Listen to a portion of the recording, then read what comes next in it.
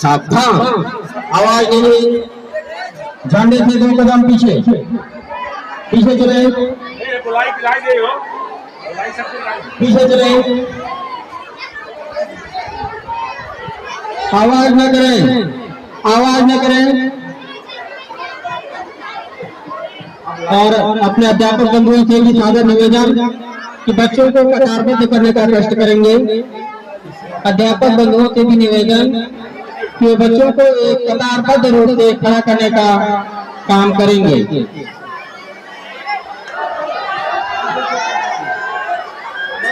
एक एक हाथ का फैसला लें,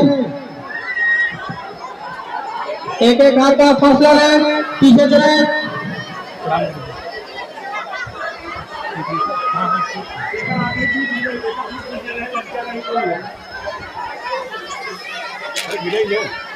हाथ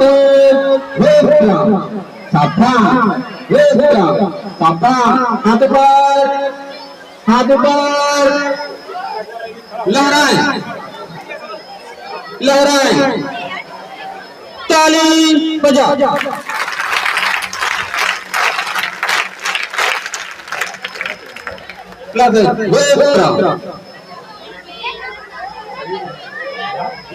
सामने देखें,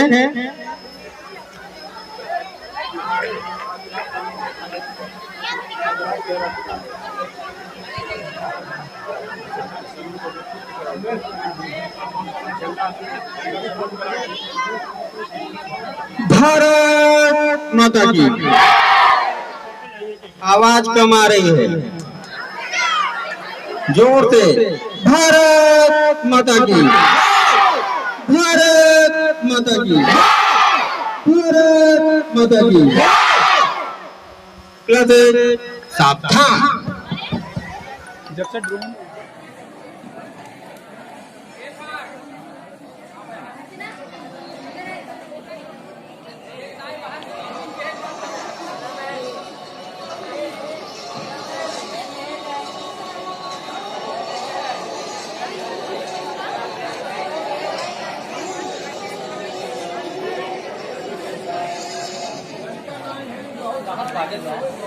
प्रणाम सर।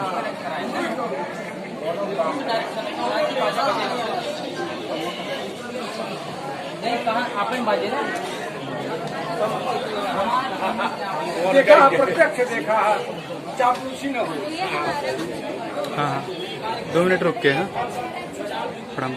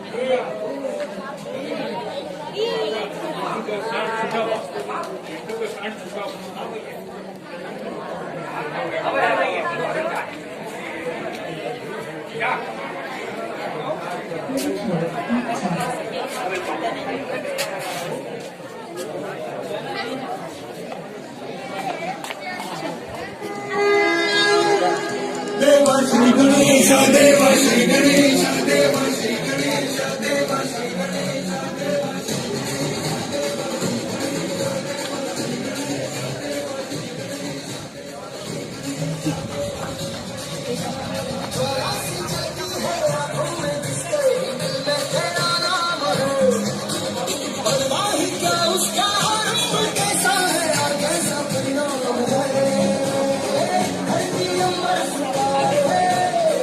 उसकी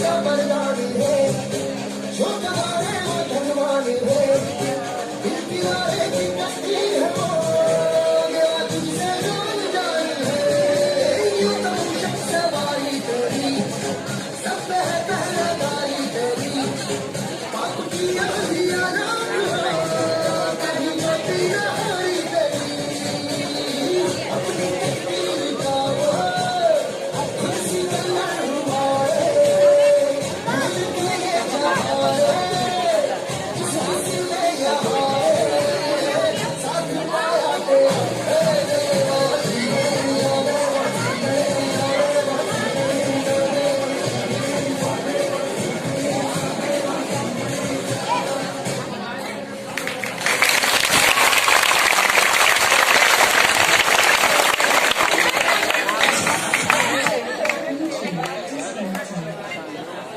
हेलो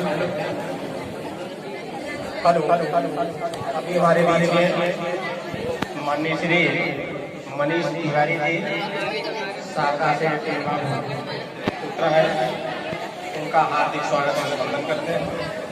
ब्रजेश तिवारी कल्लू मंडल उपाध्यक्ष करठी स्वागत और अभिनंदन करते हैं। इसके पश्चात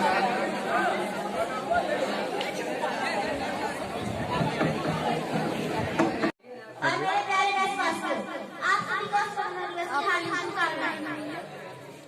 ना पूछो जमाने से कि क्या हमारी कहानी है, कि ना पूछो जमाने से कि क्या हमारी कहानी है, हमारी पहचान तो बस इतनी है कि हम सब हिंदुस्तानी हैं। जैसा कि आप सब जानते हैं कि हम सभी यहाँ भारत के 77वें स्वतंत्रता दिवस का जश्न मनाने के लिए एकत्र हुए हैं। 15 अगस्त 1947 को हमें अंग्रेजों की गुलामी से आजादी मिली।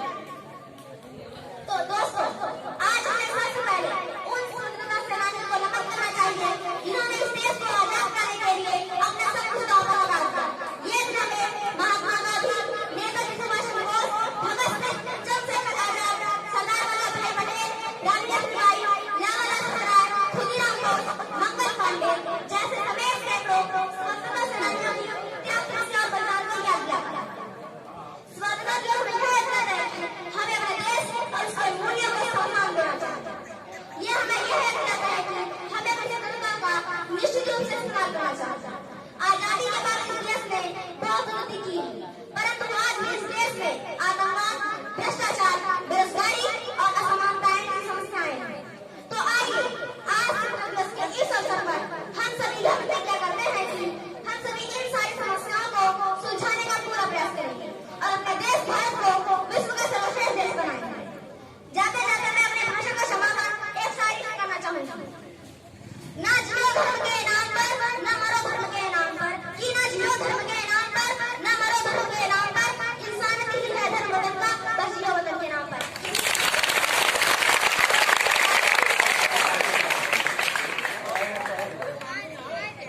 कक्षा 6 की छात्रा अपनी प्रतिभा का मुहार निभाया है, इसे आप लोग समझ सीखिए। वास्तव में स्वतंत्रता दिवस पर जो स्पीच ने अपने उत्साह किसी प्रकार की झिझक है और संबोधन किया है, सराहनीय है, जितनी भी सराहना की है वो कम नहीं है। शहीदों हो गए, सलाम शहीदों को जो हो गए, वतन को जगा कर जो खुद सो गए, सलाम शहीदों को जो हो गए, वतन को जगा कर जो खुद सो गए, वो थे लाडले अपनी माँओं के प्यारे, मगर हो गए गोलियों के हवाले, वो थे लाडले अपनी माँओं के प्यारे, मगर हो गए गोलियों के हवाले, आजादी के बदले जवानी लुटा दी, वतन के लिए जाति बाजी लगा दी, हमारे थे अब देश के हो गए, हमारे थे अब देश के हो गए, वतन को जगा कर जो खुद सो गए, सलाम शहीदों को जो हो गए, सलाम शहीदों को जो हो गए, वतन को जगा कर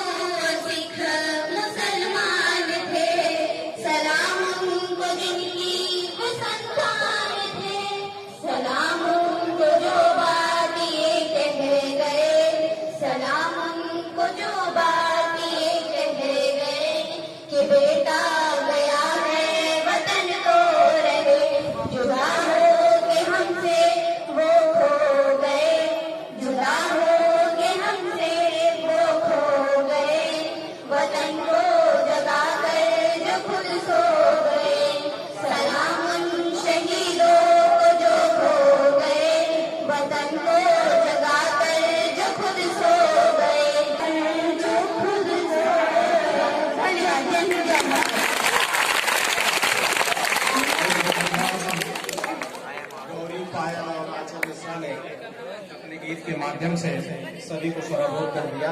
इसके पश्चात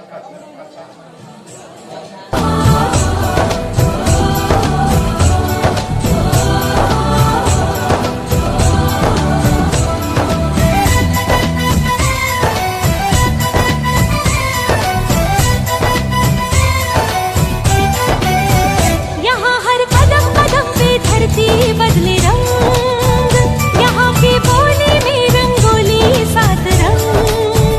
यहाँ हर कदम कदम पे धरती बदले रंग, यहाँ की बोली में रंगोली सात रंग।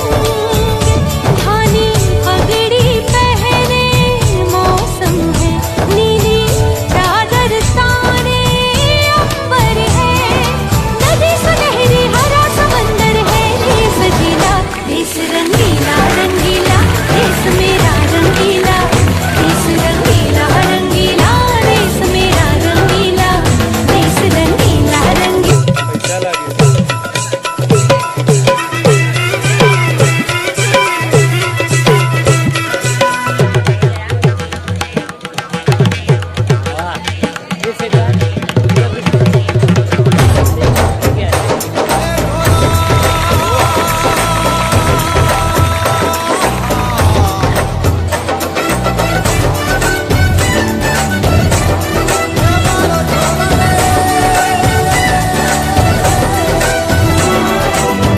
इश्क का रंग यहाँ पर गहरा, चढ़ के कभी ना उतरे। सच्चे प्यार का ठहरा में रंग हया में है रसीला, देश रंगीला रंगीला, देश मेरा रंगीला, देश रंगीला रंगीला, देश मेरा रंगीला। यहाँ हर कदम कदम पे धरती बदले रंग, यहाँ की बोली में रंगोली सात रंग। धानी पगड़ी पहने मौसम है, नीली चादर ताने अंबर है। नदी सुनहरी हरा समंदर है, देश गीला देश रंगीला रंगीला, देश मेरा रंगीला, देश रंगीला रंगीला, देश मेरा रंगीला।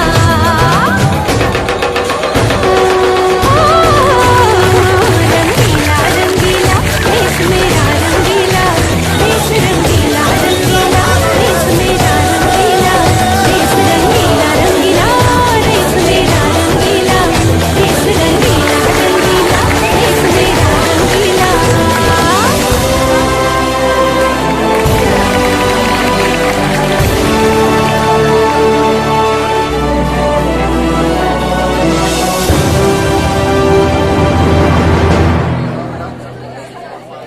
पार्टी ने इसके प्रोत्साहन के लिए 50 रुपए का पुरस्कार खुशी मिश्रा। इसके पश्चात आकांक्षा या तो 6 या 7 है। It is a day of pride and honor.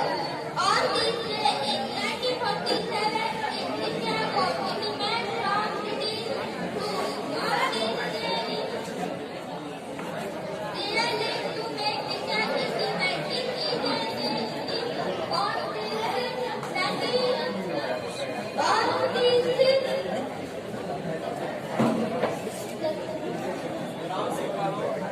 Good morning, everyone. My name is Akanksha Yadav. I wish you all a very happy Independence Day. Today is 15 August. We are celebrating our 76th Independence Day. It is a day of pride and honor. On this day in 1947, India was independent from British rule. Our freedom fighters sacrificed their lives to make India independent. It is a day in honor of our heroes. I love my country very much and I am proud to be an Indian.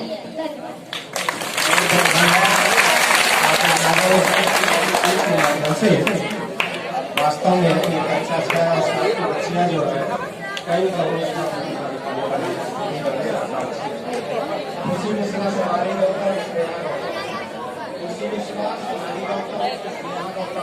ये सभी बच्चियां कक्षा 6 की छात्रा है। और तलवारों पे सरवार दिए, अंगारों में जिस्म चलाया है, तब जाके कहीं हमने सर पे ये केसरी रंग सजाया है। मेरी जमीन अफसोस नहीं जो तेरे लिए सादत महफूज रहे, तेरी आन सदा चाहे जान मेरी ये रहमत।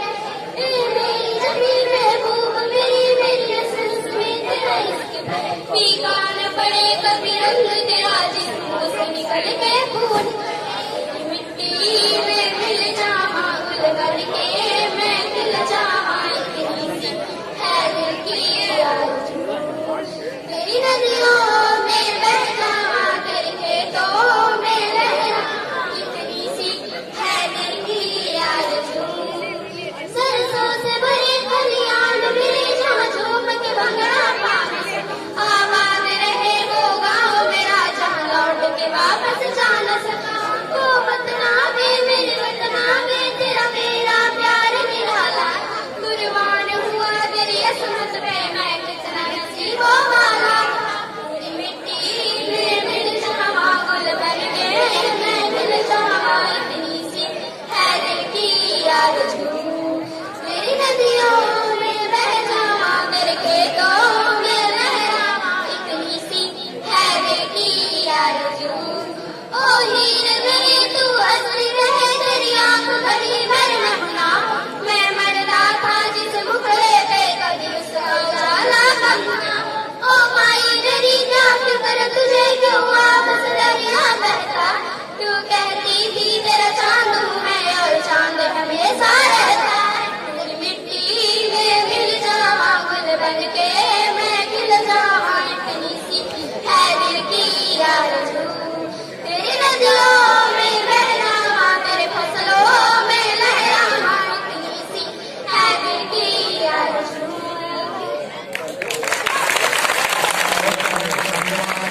इस अवसर पर विद्यालय परिसर में आयोजित झंडोत्तोलन हो जाने के पश्चात भारत का आत्मान शान तिरंगा के छाव तले आज आजादी का अमृत महोत्सव बड़े ही धूमधाम के साथ हमारे विद्यालय में विद्यालय परिवार की तरफ से आयोजित है।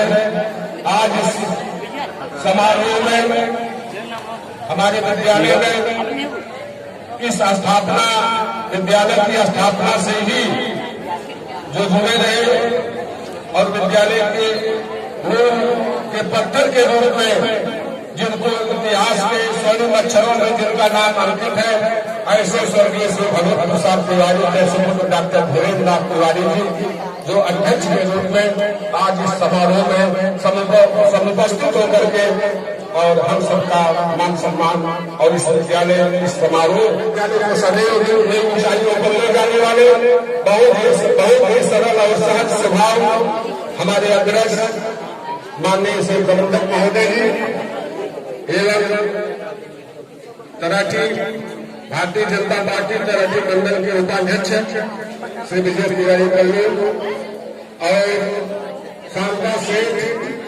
जो बहुत प्रसिद्ध नाम है क्षेत्र में, सब लोग जानते थे, जो राजनीतिक कार्यों में उस जमाने में कार्य करते थे जब लोगों के पास इस मेधा विद्यालय का जो उत्तर की था उसमें सब हम सभी लोग पढ़े होंगे। 30 साल 40 साल पहले जो भी विद्यार्थी रहे होंगे अपने विद्यालय में उसी बिल्डिंग में पढ़े थे, बनवा करके उस बिल्डिंग को जो है विद्यालय को समर्पित कर दिए थे।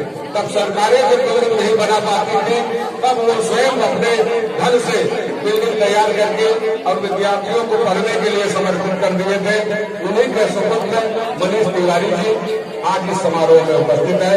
हम उनका हृदय तल से हार्दिक स्वागत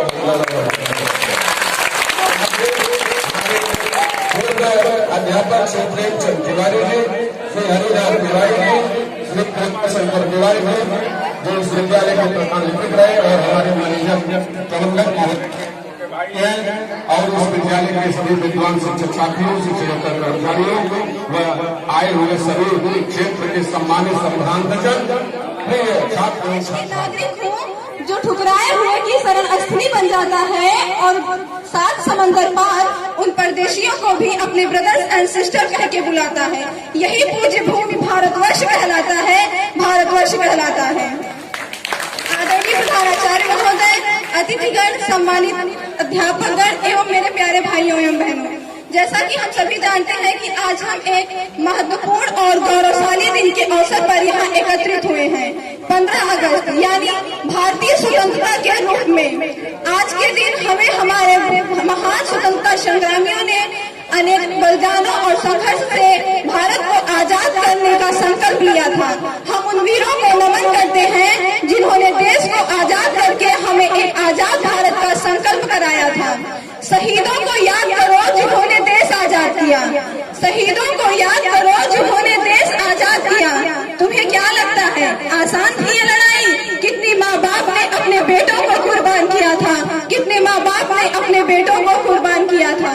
उनका बलिदान और संघर्ष हमारे लिए एक गुरुवचन है जो हमें अपने कर्तव्यों के प्रति कृतज्ञ रहने का अवसर देता है। स्वतंत्रता के इस संघर्ष में हमारे पूर्वजों ने अनेक संघर्षों और कठिनाइयों का सामना करते हुए भारत को आजादी दिलाया था और अब हमारा कर्तव्य है कि हम उनके कर्तव्य पथ पर चलकर भारत को स्वतंत्रता के अग्रसर करें। स्वतंत्रता का मूल आदर्श महात्मा गांधी जी ने दिया था, जिन्होंने सत्य, अहिंसा और सहमति के माध्यम से हमें स्वतंत्रता दिलाई थी। और अब हमारा कर्तव्य है कि हम उनके कर्तव्यों का पालन करते हुए एक शांतिपूर्ण और सहमति से भरपूर समाज का बनाने का प्रयास करें। रोशनी होगी चिरागों को जलाए रखना, रोशनी होगी चिरागों को जलाए रखना। लहू देकर जिसकी हिफाजत की उन्होंने, लहू देकर जिसकी हिफाजत की उन्होंने, ऐसे तिरंगे को सदा देते हैं। मोहब्बत के इसी मिट्टी को हिंदुस्तान कहते हैं, हिंदुस्तान। जो दुनिया में सुनाई दे उसे कहते हैं खामोशी, जो आंखों में दिखाई दे उसे तूफान कहते हैं। चाइना, अमेरिका, पाकिस्तान, ये जो दीवार की सुराख है ना साहब, ये जो साजिशों की सुराख है ना साहब, इस सुराख को अपने घर का रोशनदान कहते हैं और मोहब्बत की इसी मिट्टी को हिंदुस्तान कहते हैं। सुप्रभात परम सम्मानित प्रधानाचार्य महोदय, सभा में उपस्थित सभी गणमान्य व्यक्ति, मैं आस्था पांडे कक्षा 12वीं की छात्रा प्रार्थना सभा में आप सभी का अभिनंदन एवं स्वागत करती हूँ।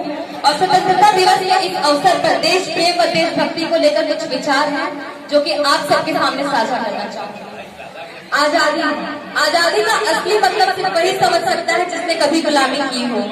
हम सौभाग्यशाली है कि हमने स्वतंत्र भारत में जन्म लिया। यूं तो आजादी मिला 1857 में मिल चुकी थी, जो वर्षाल बनकर 1947 में जाकर हमारे देश को आजाद कराई। आजादी के पूर्व देशभक्ति के मायने कुछ और हुआ करते थे और आजादी के बाद कुछ और। प्राचीन मध्यकालीन वर्तमान भारत के उदाहरण देते हुए मैं स्पष्ट करना चाहूंगी कि जब हम अंग्रेजों के फिरंगियों में फंस गए थे, तब रंग दे बसंती चोला के एक नारे पर टोले के टोले उमड़ आते थे। सर हमें थोड़ा डिस्टर्बेंस हो रहा है।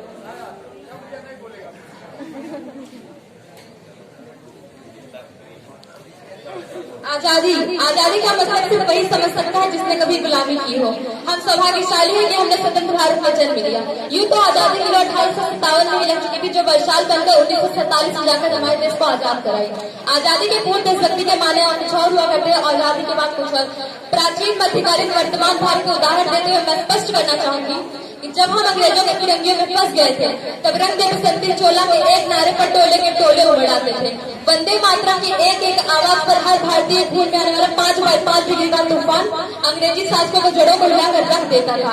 तब लोग मर जाते थे, मिट जाते थे, तो अपनी देशभक्ति साबित कर रहे होते थे, क्योंकि उस वक्त की देशभक्ति की कसौटी थी। उसके बाद 62, 65, 71 के युद्धों में अपना सुहाग गवा देने वाली औरत, जब घर के हालात ये हो जाया करते थे कि प्यार भी भरपूर गया, मांग का सिंदूर गया, छोटियां चली गई, बाप की कमाई गई, भाई की पढ़ाई गई, ऐसा एक विस्फोट हुआ कि पता चला ही नहीं साहब। जिसम की कई बोटियां चली गई और आपके लिए तो एक आदमी मरा साहब। मेरे घर की तो रोटियां चली गई, मेरे घर की तो रोटियां चली गई। बावजूद भी एक माँ अपने बेटे को सरहद पर दुश्मनों के धज्जियां उड़ा देने के लिए भेज दिया करती थी और पत्र लिखा करती थी कि अम्मा ने पत्र लिखा है बड़े चाव से, पुत्र मेरे घबरा न जाना, 1 इंच भी पीछे न हट जाना, चाहे इंच कर जाना, चाहे इंच कर जाना। इस प्रकार पूरा परिवार अपनी देशभक्ति साबित कर रहा होता था। तब देश बलिदान मांगता था, तब देश लड़ जाने को कहता था, तब देश मर जाने को, मिट जाने को, फांसी चढ़ जाने को कहता था। किंतु अब देश मर जाने को, मिट जाने को, फांसी चढ़ जाने को नहीं कहता, बल्कि आज के समय में यदि कोई व्यक्ति अपना काम पूरी मेहनत, पूरी लगन, पूरी ईमानदारी के साथ करे तो वही सबसे बड़ा देशभक्त है। मैं नहीं मानती कि व्हाट्सएप, फेसबुक, ट्विटर की डीपी को 3 रंगों में रखना देशभक्ति है। मैं नहीं मानती कि साल भर में 2 बार वंदे मातरम और जय हिंद का जोड़े जोड़े से नारा लगाना देशभक्ति है। अगर हाथ में झंडा लेकर खड़े हो जाना देशभक्ति है। मैं पूछना चाहूंगी कि फुटपाथ के छाव में नंगे पाँव में वो झंडा बेच रहा होता, क्या उसे आप इसकी देशभक्ति कहेंगे? नहीं, ऐसी देशभक्ति नहीं, उसके पेट की भूख की शक्ति है जो उसे ऐसा करने पर मजबूर करती है। क्योंकि न मस्जिद को जानते हैं न शिवालयों को जानते हैं, न मस्जिद को जानते हैं न शिवालयों को जानते हैं। जो पेट के भूखे होते हैं वो सिर्फ भोजन के निवालों को जानते हैं, सिर्फ भोजन के निवालों को जानते हैं। अपने समाज, अपने समाज, अपने देश, अपने परिवार, अपने वतन, अपने राष्ट्र के लिए समर्पण का भाव है देशभक्ति। हर एक देशद्रोही के जीवन में आने वाली तूफान है हमारी सच्ची देशभक्ति, ताकि हर देशद्रोही ये समझ सके अगर तू परिंदा है तो ये आसमान तेरा है, अगर तू परिंदा है तो शमशान तेरा है। भाईचारे से रहना है तो रह इस जमीन पर, वरना एक कब्र भी तेरी होगी और कब्रिस्तान तेरा है, वरना है कब्र भी तेरी होगी कब्रिस्तान। परंतु एक देशद्रोही से ज्यादा हमारी देशभक्ति तब आहत होती है जब अपने वृद्ध माता पिता को वृद्धाश्रम की चौखट पर छोड़ के चले आते हैं। हमारी देशभक्ति तब आहत होती है जब हम मुसीबत में पड़े कर अपनी जान बचाने से ज्यादा सेल्फीज लेकर अपने लाइफ बढ़ाने में लगे रहते हैं। आज के समय में वो युवा जिनके कंधों पर जिम्मेदारी अपने समाज, अपने राष्ट्र, अपने वतन के आशाओं को बांधे रखने की, वही युवा 4x4 की छोटी सी स्क्रीन पर अपनी कोमल अंगुलियों के घर्षण मात्र से अपनी भावनाओं की बेची भूल रहे हैं, जिसने भारत का भविष्य तबाह कर रखा है। हम ना एक ऐसे समाज में जी रहे हैं जहाँ लड़कों से बात करते थे जो भाई हड़काते हैं, जहाँ पति अपने पत्नियों को बाहर ले जाने से पहले 7 इंच की घूंघट में छिपाते हैं, वही भाई वही पति सड़क पर चलने लड़कियों के साथ दुर्व्यवहार करके आते हैं, उनको छेड़छाड़ कर घर आते हैं। और मैं बता दूं कि महिला सुरक्षा के मामले में भी 4थे नंबर पर आते हैं। हम ना एक ऐसे समाज में जी रहे हैं जहाँ पत्थर की मूरत को लगते हैं 56 भोग, भूखे नंगे तड़पते सो जाते हैं लोग, भूखे नंगे तड़पते सो जाते हैं लोग। मजदूर को मजदूर समझिए, मजबूर नहीं। गरीब को काम दीजिए, दान नहीं। और दान देने के इतने इच्छुक है तो जीते जी रक्तदान दीजिए, मरने के बाद दान देकर एक मरते हुए जीवन को एक मरते हुए व्यक्ति को जीवन दान दीजिए। यही है सच्ची देशभक्ति और यही सच्ची राष्ट्र प्रेम। क्योंकि न रंग मेरी है, न सरकार मेरा है, ना ही ये बड़ा सा नाम मेरा है। बस इतनी सी बात का गुरूर है मुझे कि मैं हिंदुस्तानी और ये हिंदुस्तान मेरा है, मैं हिंदुस्तानी और हिंदुस्तान मेरा है। वैचारिक बीमारी हमारे समाज में आती है। कहा जाता है कि हम दुनिया के सबसे बड़े लोग हैं, जहाँ हिंदू पैदा हुए, मुस्लिम पैदा हुए, सिख और ईसाई भी पैदा हुए, परंतु बदकिस्मती की बात है यहाँ इंसान पैदा हुए। और मेरे विचारों में न तो हिंदू की जरूरत है न मुसलमान की जरूरत है, राष्ट्र निर्माण के लिए केवल एक अच्छे इंसान की जरूरत है, केवल एक अच्छे इंसान की जरूरत है।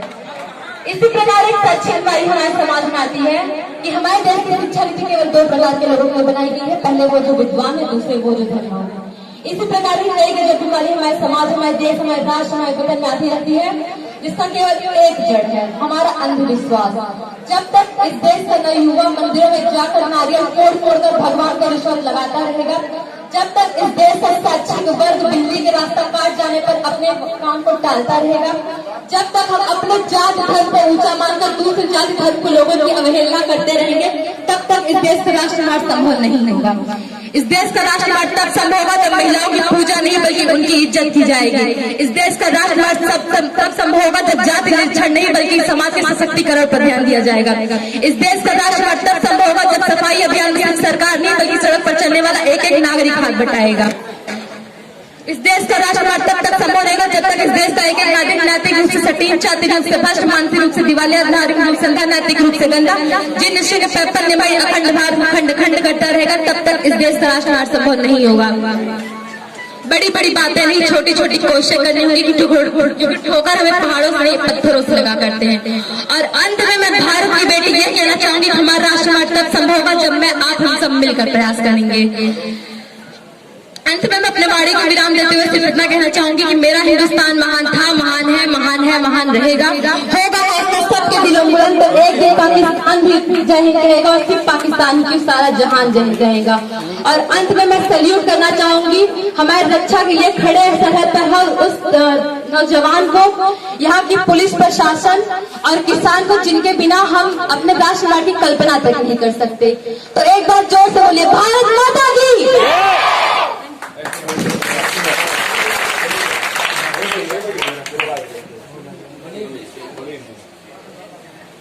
अभी आस्था पांडे कक्षा 12 की छात्रा है। हर नब्ज को टच करने की कोशिश की है, चाहे वो मंदिर हो, चाहे मस्जिद हो, चाहे जो है एक गरीब के तहखाने में झांकने की जरूरत हो, चाहे किसानों की, चाहे सरहदों पे खड़े हुए उन महान सपूतों की हो, सबको जो है इन्होंने इंगित करके वास्तव में बड़ा सराहनीय स्पीच दे करके आप लोगों को मनोभावों को जागृत करने का प्रयास किया है। बहुत बहुत धन्यवाद इसके लिए। 101 रुपए माननीय श्री हमारे यहाँ प्रवक्ता महोदय विजय शंकर तिवारी जी, 100 रुपए सतीश तिवारी जी, 100 रुपए हमारे तरफ से बहुत बहुत धन्यवाद। इसके पश्चात हम मनीष तिवारी जी से निवेदन करेंगे कि अपने उद्बोधन दें।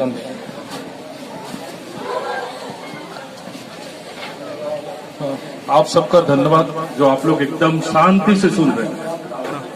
और मेरे प्रबंधक इस स्कूल के, उनको मैं आज मेरा भी मन होता मैं आपके बीच में बैठूं। ये जो उम्र है और आगे बढ़ता जाएगा, ये बहुत खतरनाक उम्र है। और ये जो उम्र है ये बहुत प्यारा उम्र है। मैं चाहता हूं मैं बच्चा बन जाऊं, फिर आपके बीच में बैठूं, मैं बैठने की कोशिश करूं।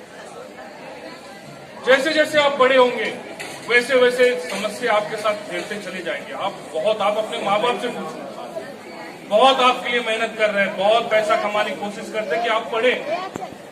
आपको एक फॉर्मूला दूंगा मैं, अगर आप करोड़पति 500 करोड़ के आदमी बनना चाहते हैं, एकदम शांति से मैं आप बेटा सुनो, बहुत संघर्ष का जीवन आगे जाके जाएगा, बहुत खर्चे हैं, आप अपने बच्चे को पढ़ा नहीं पाएंगे, इतनी महंगाई आएगी कि उसको संभालना, आपको अपने घर को संभालना, ये बहुत बड़ी बात है, आपके ऊपर नहीं जाएगा क्योंकि ये हमारे एज पे आता है। एक एक पेज, आपका एक एक पेज 1 करोड़ के बराबर है। वो कैसे? अगर एक पेज आप पढ़ लें बहुत ध्यान से, 500-600 पेज होता है, सारे सिलेबस के 500, 600, 700 पेज होते हैं। अगर पढ़ेंगे ना आप भविष्य में जाके बहुत अच्छा कमाएंगे। 35 लाख का पैकेज, 40 लाख का पैकेज, 15 लाख का। साइंस साइड है ना बेटा, साइंस साइड में एक आपका इसरो का, आप देखे ना, गया ना चांद में, वो बाल के बराबर एक एक उसका वो वायर होता है, तार होता है। मैथ्स आप करते हैं ना, 100 बार मैथ्स करते हैं ना आप, जब तक आप प्रैक्टिस नहीं करते ना मैथ्स कभी क्लियर नहीं होगा, कभी मैथ्स क्लियर नहीं होगा। आप मैथ्स रीडिंग नहीं है, वो प्रैक्टिस है। हिस्ट्री बाकी सब आपका रीडिंग है। आप उस चीज को समझो बेटा, ये बोझ बनना, माँ बाप के ऊपर बोझ मत बनो। एक एक पेज पढ़ो, और ये 10वीं और 12वीं आपके लिए बहुत टफ रहता है। और अभी से मेहनत करो, और कसम से टाइम पास करोगे ना तो बहुत से बच्चे के जैसे आप भी किसी गुटखा के दुकान पे बैठोगे, चाय के दुकान पे बैठोगे। और मैं कोई नहीं चाहता हूँ नीमापुर का कोई भी क्षेत्र, आप हिस्ट्री उठाइए नीमापुर का, एक एक से क्या नहीं है, अमेरिका, इंग्लैंड, कोई डॉक्टर है, कोई बुक लिखा हुआ है, उसका बुक चलता है, आप लोग पढ़ते, आगे जाके पढ़ेंगे उनका। श्रीवास्तव जी थे ना, श्रीवास्तव जी थे, विकेलाल आपके ये यहाँ के हैं, पिपरी मंदिर के पीछे, वो बुक लिखते हैं, विदेश में पढ़ते हैं लोग, डॉक्टर है, हार्ट का डॉक्टर है, जो इसमें बाहर है। इंद्रजीत, ये जो आप देखते हैं ना, ये जो वहां बना हुआ है, गेट पे नाम देखते हैं ना, वो कितना संघर्ष करके पढ़े होंगे बचपन में, वो ही बता सकते हैं आप। बुक से मजाक मत करो बेटा, अगर बुक से मजाक करोगे ना तो मैं जैसा संघर्ष कर रहा हूं ना सब करोगे। आजादी देश का मिल गया है, आजाद हो गए आप, लेकिन आगे जाके और आजादी को मजा लेना है ना, आपको बहुत पढ़ना है, बहुत पढ़ना है। मुझे तकलीफ होता है, मैं भले ही आप माँ बाप के बदौलत में कमा रहा हूँ, अपने दादा के बदौलत कमा रहा हूँ, मुझे ये नहीं है कि मैं अपने उस पे खड़ा हूँ। मेरे दादा ने बनाया, मैं उसी को पालन कर रहा हूँ। लेकिन आपका दादा ऐसा छोड़ के नहीं गए। आपके पिताजी आपको पढ़ाने इसलिए यहाँ भेज रहे हैं बेटा कि इस देश को, आजादी को और आगे लेके जाओ और अच्छे से लेके जाओ, हमारा सीमा सुरक्षित हो, आपका ज्ञान सुरक्षित हो, हर तरह से देश का सेवा कर सकते हो। विदेश जाओगे ना और इंडिया में जब पैसा भेजोगे ना, वो भी आप देश को मजबूत कर रहे हो। आप कोई साइंटिस्ट बनोगे ना, चाहे मिसाइल बनाओगे, चाहे कुछ भी बनाओगे, बनाने के लिए आपको आज से मेहनत करना पड़ेगा बेटा। कुछ भी करने के लिए देश के लिए मेहनत करना, एक अंश भी आप देश को देंगे ना, एक अंश भी, तो देश अपना मजबूत रहेगा। मेरा एकदम आप तकलीफ समझो, मेरा एक बेटा डॉक्टर बन रहा है और एक इंजीनियर, लेकिन मैं चाहता हूं नीभापुर के क्षेत्र के हर बच्चे अच्छे कुछ बने। और ये जो हथौड़ा लेके बैठे ना गुरुजी लोग, ये मारे ना, आपको प्यार समझ के कबूलना चाहिए। इनका मार आप समझो आपके लिए बहुत अच्छा है। माँ बाप मारते हैं ना, बहुत अच्छा होता है, ये मत समझो, ये आशीर्वाद है आपके लिए। और इनके हथौड़ी और छीनी मारने से आप ढलेंगे, आप वैसा मूर्ति बनेंगे, और बाद में आप जाके ना अपने माँ बाप का, गांव का, हर सब चीज का सेवा करेंगे, देश का भी सेवा करेंगे। लेकिन पढ़ेंगे नहीं ना बेटा, पढ़ेंगे नहीं ना, बहुत तकलीफ होगा, सबको तकलीफ होगा। बहुत टेक्नोलॉजी आगे हो गया, मोबाइल बहुत अच्छा है, इंटरनेट बहुत गंदा है। वो नशा जैसा दारू होता है, सिगरेट होता है, गुटखा होता है, तंबाकू होता है ना, आप गेम खेलेंगे ना, गेम, वो आपका नस खत्म कर देगा। वो आपका नस को आपको कवर कर रहा है, कब्जा कर रहा है आपके ऊपर। बहुत से बच्चे रात दिन लगे रहते हैं, कभी ध्यान दियो, उससे मोबाइल छीनो, देखो रोने लगता है, उसको मोबाइल चाहिए। भयंकर नशा है, वो बहुत गंदा है। वो गंदा नहीं है, वो आपको खा रहा है, खत्म कर रहा है। वो कैंसर से भी बड़ा कैंसर है। बहुत दिल से लो इस बात की, मोबाइल को दूर रखो। अगर मोबाइल को पसंद करते हो ना, नेट में बहुत कुछ है, बहुत नॉलेज है, बहुत नॉलेज है।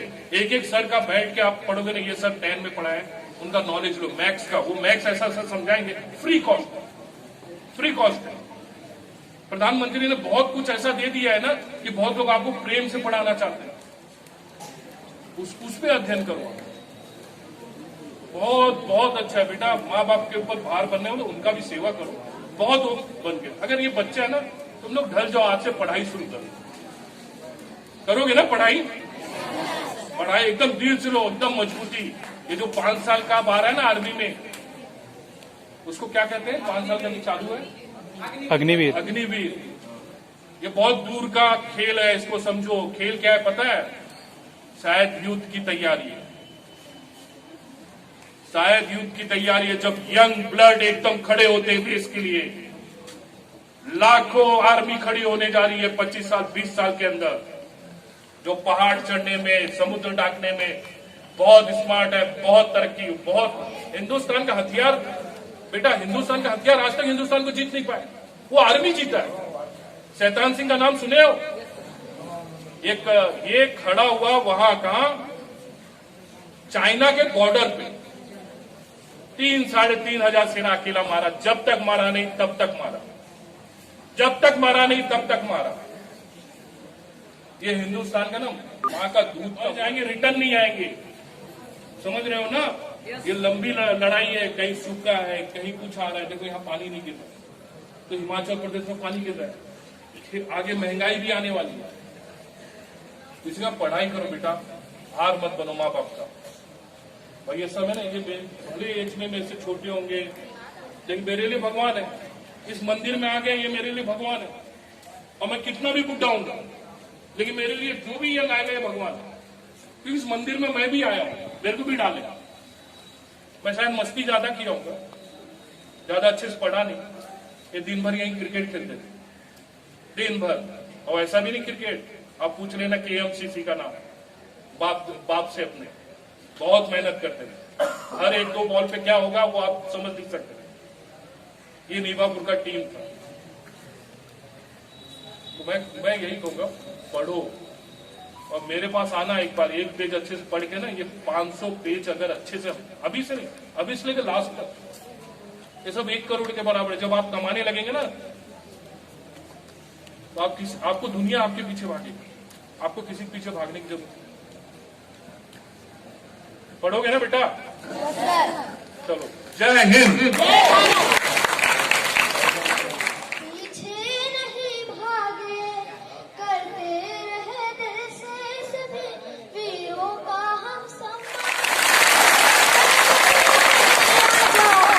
छोड़ा वतन अपना, हर मुश्किलें सह के साकार किया सपना।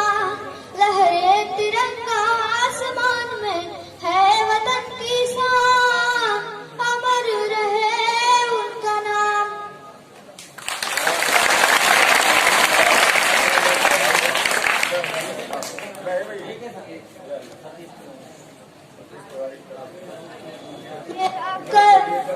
मेरा कलमा